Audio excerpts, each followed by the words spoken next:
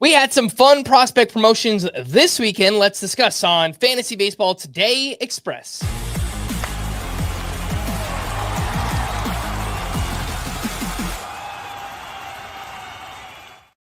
Welcome into FBT Express on Monday, April 21st. I am Frank Stampfl, joined by Scott White, and lots of prospect promotions this weekend and later last week as well. We'll talk about all these names. Friday, we learned that the Rays were promoting their outfield prospect, Chandler Simpson, who is 24 years old, maybe the fastest player in all of baseball, 104 steals last season in the minors. Scott, is Chandler Simpson a must-add in category leagues?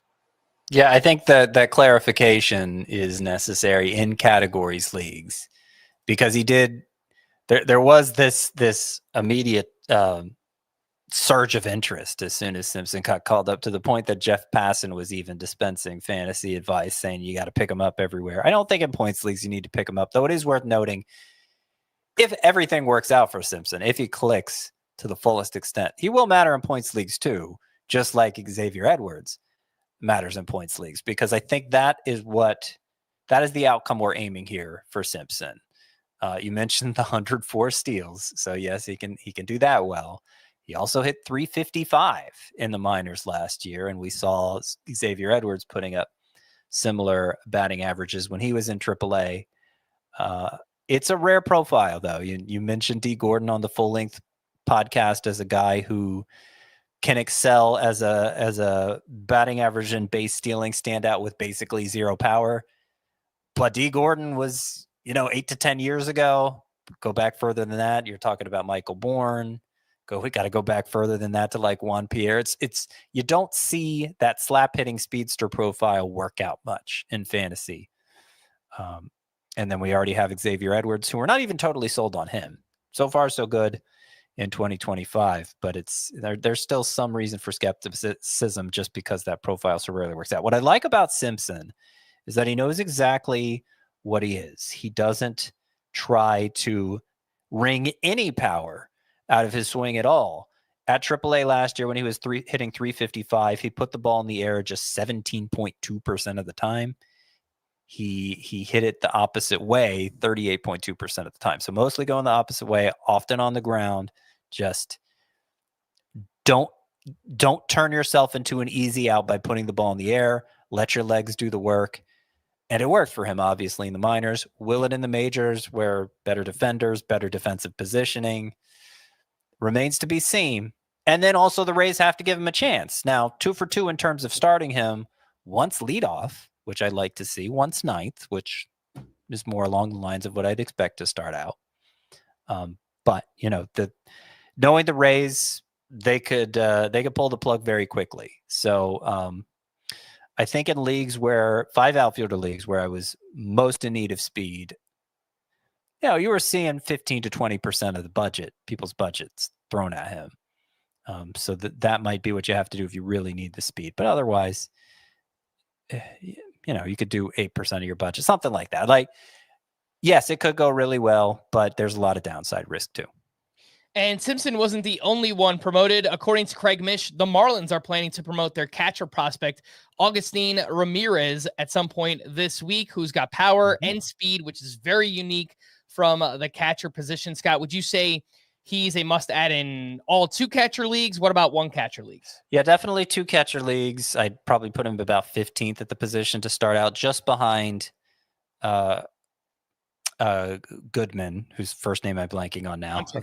Hunter Goodman, thank you, of the Rockies, who is playing close to every day, has a ton of power. He seems like a genuine asset in 2 catcher leagues, and just given how often prospect call-ups falter their first time up, I wouldn't want to give up a genuine asset to get Agustin Ramirez. But the upside is definitely there for him even to matter in 1 catcher leagues. A lot of plate discipline to go along with that power speed combo. I don't know if the speed will actually translate for Agustin Ramirez because he's not an especially fast runner. He's been opportunistic in the minors. He might not get the same chances in the majors to do that. Might not have the same green light. So treat that as a bonus if he contributes steals. But as a hitter, it's legit. I mean, Good plate discipline, power to all fields. It looks like it should work. It's just a question with that initial call up is how long it'll take it to click. All right, let's take a quick break and we'll be back right after this.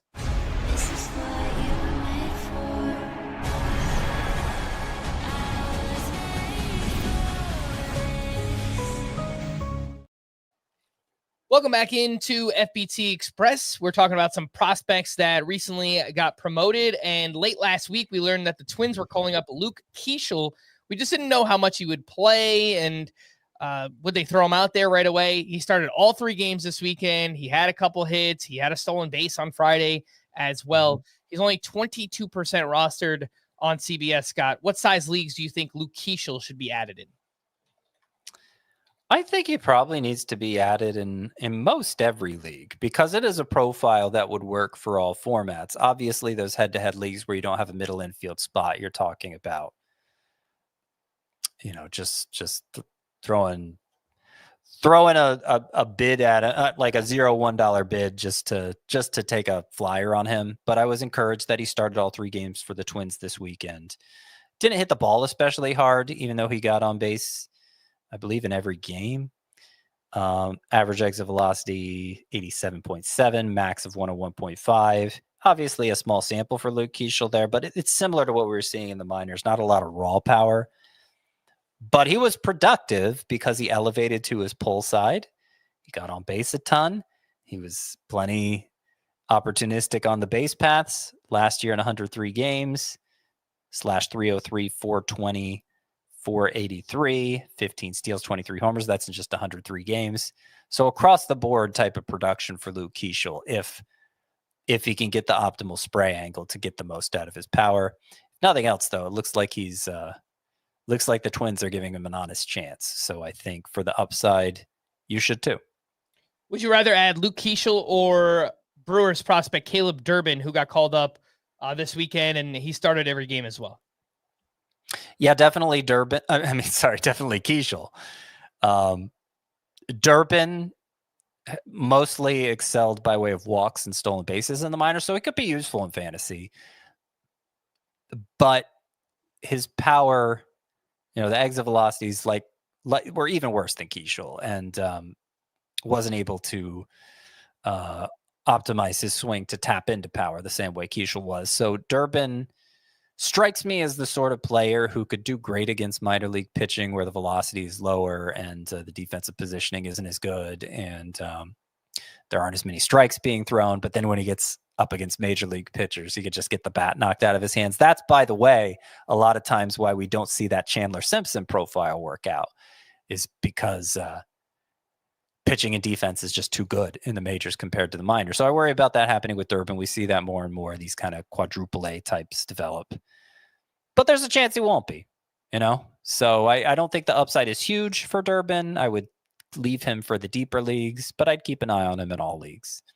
And last question is about a pitching prospect, Logan Henderson of the Brewers, who looked great in his major league debut, facing the Athletics. 6 innings, 1 run, 9 strikeouts here. He's only 13% rostered.